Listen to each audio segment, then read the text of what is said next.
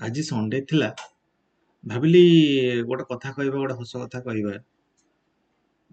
Sunday ଦିନ କଣ ହୁଏ କି ନା, ଏଇ ଯୋଉ ଆମର ଧନୀ ଆଉ ଗରିବ ଭିତରେ ବହୁତ ପାର୍ଥକ୍ୟ ଦେଖାଯାଏ।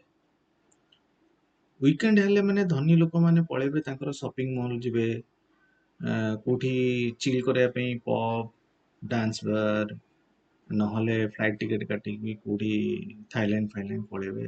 କିଛି ଠିକ୍ ଠିକଣା ନାହିଁ ତାଙ୍କର ଏନ୍ଜୟ। ଫ୍ରାଇଡେ ସଟରଡେ ସଣ୍ଡେ ତାଙ୍କୁ ମିଳିବା ବହୁତ ମୁସ୍କିଲ। କିନ୍ତୁ ଗରିବ ମାନଙ୍କର ତାଙ୍କର ବହୁତ ବଡ ରୁଟିନ ସଟରଡେ ଆଉ ସଣ୍ଡେରେ। ତାଙ୍କର କଣ କାମ ଥିବ କହିଲେ? ଗ୍ୟାସ୍ ଫିଲ୍ଅପ୍ କରିବେ, ପିଲାମାନଙ୍କର ସାଇକେଲ ସଜଡା ହବ ତାକୁ କରିବେ, ସାର୍ଟ ପ୍ୟାଣ୍ଟ ନିଜେ କାଚିବେ, ୱାସିଂ ମେସିନ ଯଦି ଖରାପ ହେଇଥିବ ତାକୁ ସଜାଡ଼ିବେ, ଫ୍ୟାନକୁ ସଫା କରିବେ, ଘର ସଫା କରିବେ, ପଙ୍କଚର ହେଇଥିଲେ, ଗାଡ଼ି ପଙ୍କଚର ହେଇଥିଲେ ତାକୁ ନେଇ ସଜାଡ଼ିବେ, ଗ୍ୟାସ୍ ଷ୍ଟୋଭ୍ ଖରାପ ହେଇଥିଲେ ତାକୁ ନେଇ ସଜାଡ଼ିବେ, ସେଲୁନ ଯିବେ, ନିଶ ଦାଢ଼ି କାଟିବା ପାଇଁ ସେଲୁନ ବି ଯାଇକି ଘଣ୍ଟେ 2 ଘଣ୍ଟା ଲାଇନରେ ବସିବେ। କିଛି ନହେଲେ ଯିବେ ମାଛ ଆଣିବା ପାଇଁ ଯିବେ, ଚିଙ୍ଗୁଡ଼ି ଆଣିବା ପାଇଁ ଯିବେ, ତାକୁ ଆଣିବେ। ଏଇ ସବୁ ପାଲା ତାଙ୍କର ଥିବ।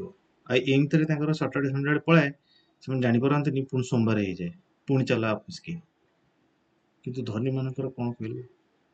ବିନ୍ଦାସ, ଏନ୍ଜୟ। ବଟ୍ ଗରିବ ମାନେ କେବେ ବି ଜାଣିପାରିନାହାନ୍ତି ଯେ ସଟରଡେ କଣ ସଣ୍ଡେ କଣ। ଧନୀ ମାନେ ପୁରା ଆଶ୍ଚର୍ଯ୍ୟ ବସିଥାନ୍ତି, ପୁରା ଫ୍ରାଇଡେ ଦିନ କେମିତି ଫ୍ରାଇଡେ ହବ, ଆମେ ଚିଲ୍ ମାରିବାକୁ ଯିବା। ଆଉ ଗରିବ ମାନେ କଣ କରୁଥିବେ ନା, କେମିତି ରବିବାର ହବ, ମୋର ଘର କାମ ଅଛି, ସେ ଅମୁକ ଅଛି, ଲଣ୍ଡ୍ରିରୁ ପ୍ୟାଣ୍ଟ ସାର୍ଟ ଆଣିବି, ଏଇ ସବୁ କାମ ପାଇଁ ସେ ମାନେ ବସିଥିବେ। ଏଇଆ ତ ଜମାନା ଆଉ।